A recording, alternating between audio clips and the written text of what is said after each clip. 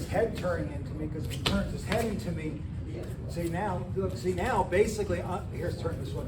I'm in a bear hug with my arm pinned, right? Yes. Or we could just step over here though, and do trigger, we could do tripping arrow if we studied a martial art that taught bear hugs that were like, oh, we do. Good thing, good thing. This isn't a wrestling match. If I try to do this to you, it doesn't matter how much height and weight I drop, because your leverage is as good as mine. It might even be better than mine. See, if we're up like this and I push you, just catch your balance. So the only way that he's not going to be able to catch his balance is if we get in the way of the leg. So now we're going to start to add some stuff. So what we want to do is we want to come back and get the strike when the opponent is stunned. We bring him around in front of us. But now let's put a little bit of a fight in here. So we do this. So we do this, and then we lock. When we get to here, we're going to pop this leg back, then step this leg, and then do that. See that knife back and an elbow and a wrap. And I kind of get stuck here, right? Make an adjustment. Move this leg. Move this leg. Okay, let's do that together. Okay.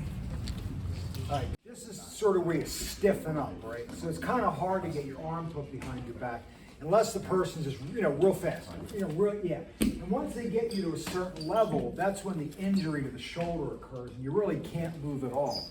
So what we're going to do is when I feel the grab, we're just going to go right back. We're going to go right back. We're not even going to wait. We're going to come back and throw this elbow. So when the elbow hits, see there's an off bounce. Imagine getting elbowed right in the area of the nose and the eyes. So then we're going to hook this arm, and we're going to break their height zone. Right? Because if we're up like this, he can reach me with his other hand like no problem. See? If we break the height zone, we can. But I don't want him to catch his balance. So we're going to have to work on taking the person down. This isn't a person here who's strong here, and now we're fighting, right? We struck them with an elbow, and now we're locking the arm, and we're trying to control their height. Break the height again.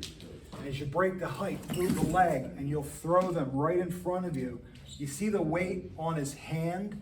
The weight on the hand is what is going to give me that safe zone. Because I have this, and they have that, right? You don't have to worry about the hands.